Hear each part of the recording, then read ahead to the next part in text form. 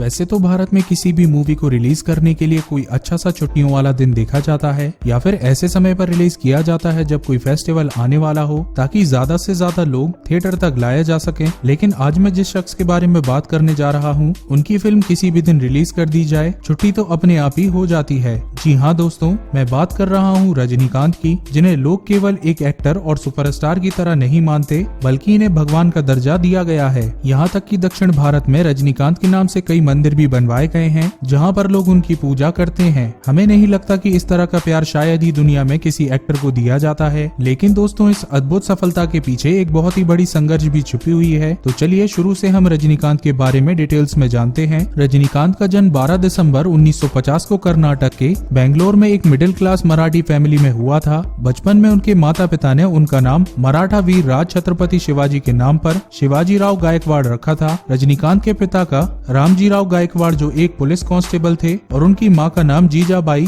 जो एक हाउसवाइफ थी। 4 भाई बहनों में रजनीकांत सबसे छोटे हैं। 1956 में उनके पिता का रिटायरमेंट होने के बाद उनका पूरा परिवार बेंगलोर के हनुमंत नगर में रहने चला गया, जहां उनके पिता का अपना खुद का घर था। 6 साल की उम्र में रजनीकांत का admission Gavipuram government Kannada model primary school में करवाया गया, जहां उन्होंने अपनी शुरू की पढ़ाई की। बचपन से वो पढ़ने में बहुत अच्छे थे, साथ ही साथ उन्हें खेलकूद में भी काफी इंटरेस्ट था। रजनीकांत के परिवार में सभी एक दूसरे से मराठी में बातें किया करते थे, जिससे रजनीकांत को मराठी का नॉलेज तो घर में ही मिल गया। साथ ही साथ घर के बाहर उन्होंने बेंगलोर का लोकल लैंग्वेज कन्नड़ भी सीख लिया। जब रजनीकांत केवल 9 साल के थे तभी उनकी मां की मृत्यु हो गई। उसके बाद उनके भाई ने उन्हें पढ़ाई के लिए रामकृष्ण मिशन के अंतर्गत चलाए गए एक मठ में भेज दिया, जिसे रामकृष्ण मठ के नाम से भी जाना जाता था। वहाँ पर रजनीकांत को पढ़ाई लिखाई के साथ साथ भारतीय संस्कृति और वेदों की भी जानकारी हो गई। मठ में रहते हुए उन्होंने नाटकों में पार्टिसिपेट करना शुरू कर दिया। एक बार उन्होंने महाभारत में एकलव्य दोस्त का रोल किया था। उनके इस एक्टिंग को लोगों ने बहुत पसंद किया।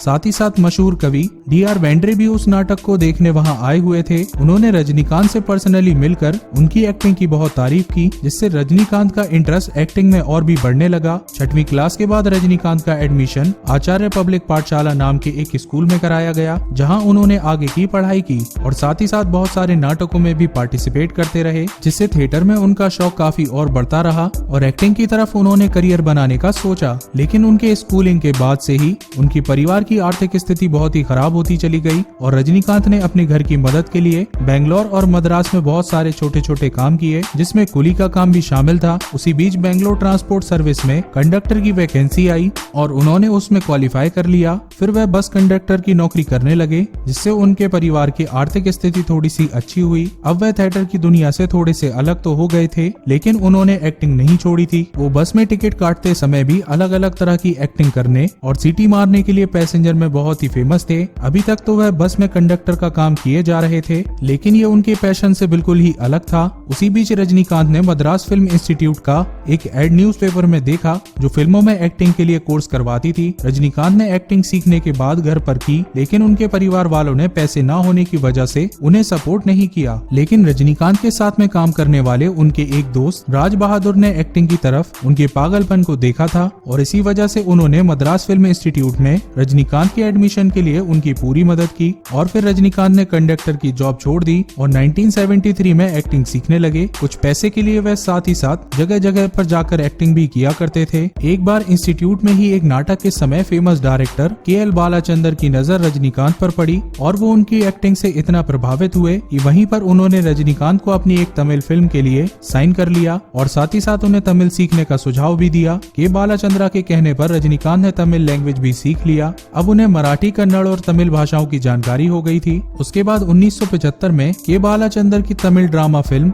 अपूर्वा रागंगल से रजनीकांत ने फिल्मी सफर शुरू किया। उसमें उन्होंने एक विलन का रोल निभाया था। वैसे तो उनका रोल कोई खास नहीं था, हाँ, लेकिन इतना तो था कि लोग उनकी एक्टिंग को पहचानने लगे। उनकी एक्टिंग के दम पर उसी साल उन्हें एक और मूवी कथा संगम में भी रोल मिल गया। फिर उसके बाद रजनीकांत ने कभी पीछे मुड़कर नहीं देखा और अपनी यूनिक एक्टिंग के बदौलत तमिल फिल्मों के सुपरस्टार बन गए। उसी बीच उनकी मुलाकात लता रंगाचारी से हुई, जो अपने कॉलेज की मैगजीन के लिए उनका इंटरव्यू लेने आई थी। रजनीकांत ने लता को देखते ही उन्हें अपना दिल दे दिया और 26 फरवरी 1981 को तिरुपति आंध्र प्रदेश में शादी कर ली। बाद में उनकी 2 बेटियां भी हुई। उनमें बड़ी बेटी का नाम ऐश्वर्या रजनीकांत और छोटी बेटी का नाम सौंदर्या रजनीकांत है। बड़ी होकर ऐश्वर्या ने जाने माने एक्टर धनुष से शादी कर ली और उनकी छोटी बेटी सौंदर्या रजनीकांत तमिल फिल्मों के डायरेक्टर और प्रोड्यूसर के तौर पर काम करती हैं। तमिल फिल्मों के सुपरस्टार बनने के बाद रजनीकांत ने हिंदी फिल्मों में भी कदम रखा और अपनी पहली हिंदी फिल्म अमिताभ बच्चन के साथ की, जिसका नाम अंधा कानून था। उसके बाद उन्होंने तमिल के साथ साथ हिंदी भाषाओं में भी बहुत सारी मूवीज की। दोस्तों, रजनीकांत की सबसे बड़ी बात यह है कि आज भी वह इतने बड़े सुपरस्टार होने के बावजूद जमीन से जुड़े हुए हैं। वे फिल्मों के बाहर असल जिंदगी में एक आम आदमी की तरह दिखाई देते हैं। वे दूसरे सफल लोगों से अलग असल जिंदगी में धोती कुर्ता पहनते हैं और अगर कोई भी व्यक्ति उनसे मदद मांगने आता है वे उसे कभी भी खाली हाथ नहीं लौटाते हैं। दोस्तों, रजनीकांत ने अपनी सफलता को